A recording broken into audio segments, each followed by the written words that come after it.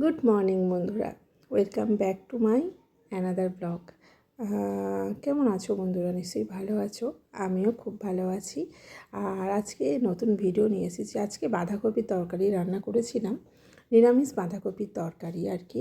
ভাবলাম তোমাদের সাথে শেয়ার করি, তার জন্য নিয়ে চলে এলাম ভেজ বাঁধাকপি, একদম ভেজ বাঁধাকপি। ঠিক ঠিক আছে, চলো। আর এই বাঁধাকপির তরকারিটা কোনো কাজের বাড়ি বলবো না, পুজো বাড়িতে খিচুড়ির সাথে দারুণ যায় আর খেতে দারুণ লাগে, একটু মিষ্টি মিষ্টি তরকারি। তো তার জন্যই তোমাদের সাথে শেয়ার করছি। বাড়িতে ছোটোখাটো পূজা হলে এটা তোমরা খিচুড়ি ভোগের সাথে বাড়িতে বানানো যায়। তো এটা বানালে সবাই আঙুল চেটে খাবে। চলো কীভাবে করলাম তোমাদের সাথে শেয়ার করি। তো যেহেতু এখন অসময়ের বাঁধাকপি,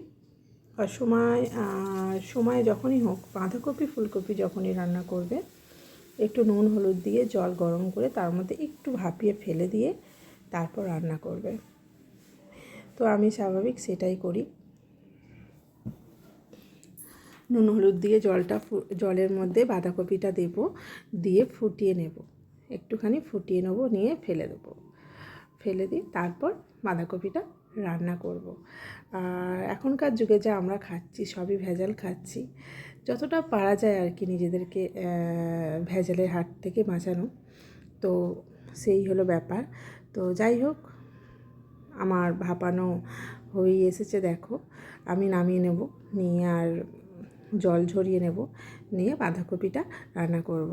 তার আগে বলে দিই সব বন্ধুদের, যে বন্ধুরা এখনও পর্যন্ত আমার ভিডিও দেখছো কিন্তু আমার চ্যানেলটা সাবস্ক্রাইব করছো না, প্লিজ সাবস্ক্রাইব করে দাও আমার চ্যানেলটা।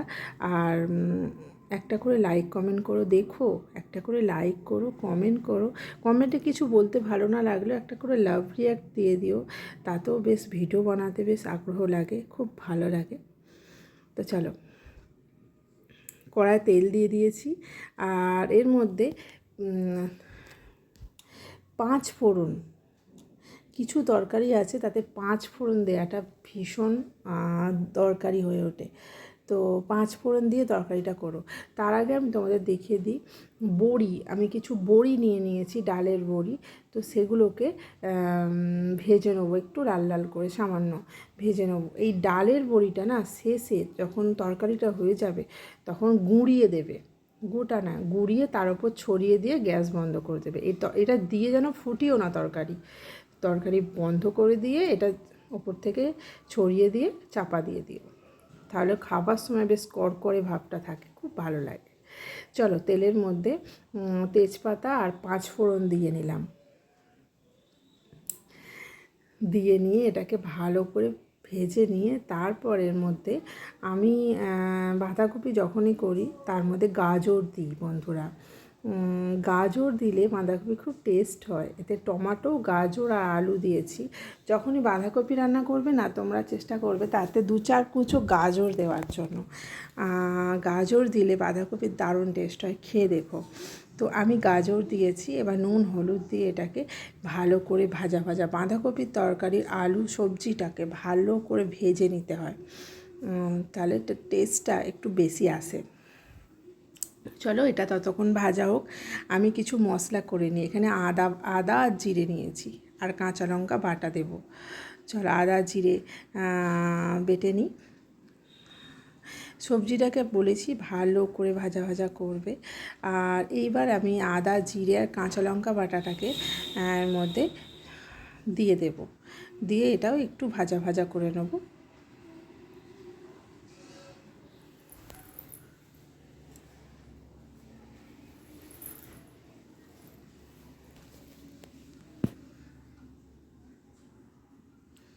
এটাও যখন একটু ভাজা হয়ে যাবে তখন তোমরা এর ওপর বাঁধাকপিটা দিয়ে দেবে। বাঁধাকপিটা দিয়েও একটু ভালো করে ভাজা করে নেবে।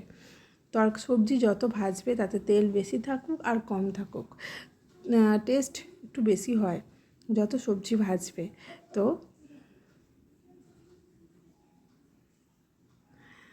এটা দিয়েও আমি একটু ভালো করে ভাজা ভাজা করে নেব।